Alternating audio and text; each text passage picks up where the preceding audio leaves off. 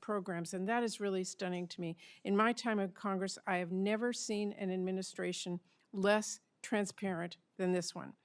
I've also never seen an administration so insistent on pretending they are transparent while going out of their way to hide basic information that we require. So, Mr. O'Neill, I want to ask you, if you are confirmed, will you commit to prioritizing real transparency and sharing information with Congress and the American public about what HHS is doing? Hey everyone, this is True Voice. If you care about truth, transparency, and protecting the American people, this one's for you. I just watched Senator Patty Murray absolutely grill the top HHS nominee in a Senate hearing, and I've got a lot to say. This isn't just a political spat. This is about our government being accountable to us, the people. And what we heard in that hearing was alarming. Let's watch. Mr. Chairman, I just want you to know the Trump administration fired many of the CDC Port Health Station staff. In fact, at SeaTac in my state, there used to be 4. They are the person that screen travelers at the ports of any entry. So if we don't have people there to screen, even a mandate would make it very difficult to assure that. So I share your concern, but I also think we have to have personnel there to do it.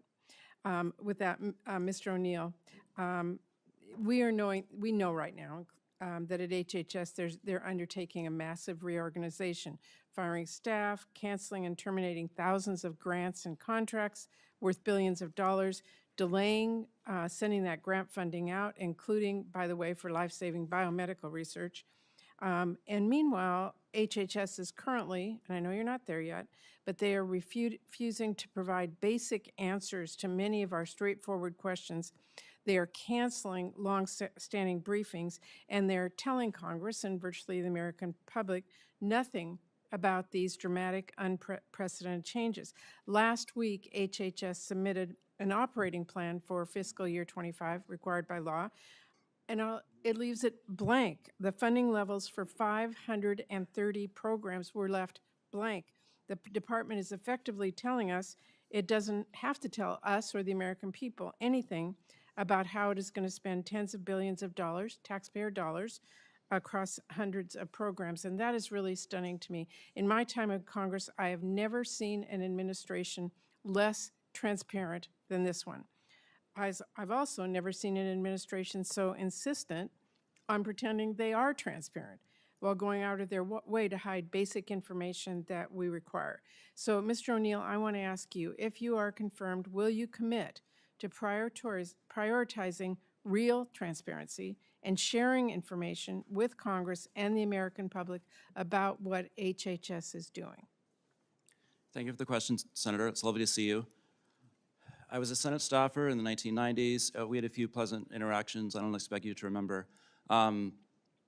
But yes, I have a kind of visceral sense that it's Congress that authorizes all the programs at HHS. It's Congress that appropriates the money for HHS. Congress absolutely deserves to have prompt and accurate information, both proactively about future plans and also in reply to questions, whether it's testimony or written questions. And yes, I commit, if confirmed, to ensure that the whole department takes seriously its obligation to provide good, transparent, accurate, prompt information to Congress. Well, I appreciate that answer. I'm not holding my breath because I haven't seen it happen yet. But, Mr. Chairman, I want you to know I am focused on real transparency here. This department is not above congressional oversight. And we have a responsibility and need to hold all the agencies accountable. So this is something I'm tracking very closely. I wanted to ask you quickly, too, about women's health. The plan to gut HHS is a disaster for health and safety, but it is based, it seems to me, on a total lack of understanding about how different agencies across the department work. For example, Senator Kennedy seems to think we shouldn't have more than one office that covers women's health. Well, women's health requires dedicated focus in different areas. For example, workforce training at HRSA, cancer prevention at CDC, scientific research at NIH. Those are separate and distinct efforts addressing women's health, which has long been underfunded. But because of Congress's dedicated bipartisan investments, we've been able to make progress. So if you are confirmed, will you commit to restoring women's health functions across HHS and directing the department to spend an appropriated funds for women's health as directed by Congress? Thank you for the question, Senator. Obviously, women's health will continue to be a critical issue. It is distinct from men's health in many significant ways. The principles that the Secretary outlined for the proposed reorg said that any reorg would be based on preserving all essential functions of the department, ensuring that they continue and that they're executed on well, as mandated by statute. And also the principle that if two functions make more sense to be conducted within the same agency or office, that could make sense. It also makes sense to me that if functions are closely similar, perhaps we should consider putting them in the same office. Well, I would just say, Mr. Chairman, women's health isn't just one little corner. Women are affected by many different ways, including, as I said, through workforce training, through cancer prevention, through scientific research, different agencies. Those offices all do very different things. There's a reason why Congress passed funding for each one of them. Ignoring that means ignoring the law. Thank you, Mr. Chairman. Senator Moody. Thank you, sir. Thank you for being. Senator Murray called out the Trump-era firings of CDC Port Health staff, essential frontline defenders during pandemics. At SeaTac Airport in Washington, they went from 4 staff to 0. That's not just careless, that's dangerous. This isn't theoretical. We've lived through COVID. We know the cost of not being prepared. Now, under the current administration, HHS is reportedly going through a massive reorg. Staff getting fired, grants being canceled, funding delayed. And get this, they submitted an operating plan for 2025 and left over 500 programs blank.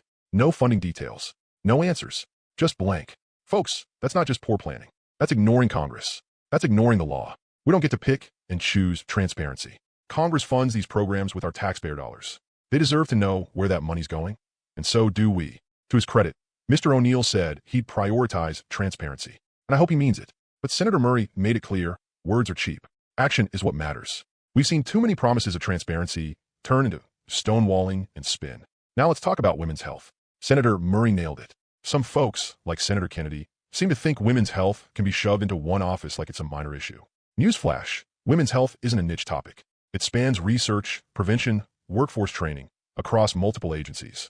Cutting or consolidating those programs under the guise of efficiency is an insult to every woman in this country. And let me be clear, ignoring congressional direction on these programs is not just bad policy, it's illegal. This is what being a patriot means, demanding that our government works for the people, not behind closed doors. It means protecting public health, honoring congressional authority, and fighting for every American's right to know how their money is being spent. So yeah, I stand with Senator Murray. Not because she's a Democrat, but because she's standing up for truth, transparency, and the rule of law. Stay informed, stay loud, hold the powerful accountable, and never stop fighting for a government that actually serves us. I'm signing off. Like, comment, and share if you're with me.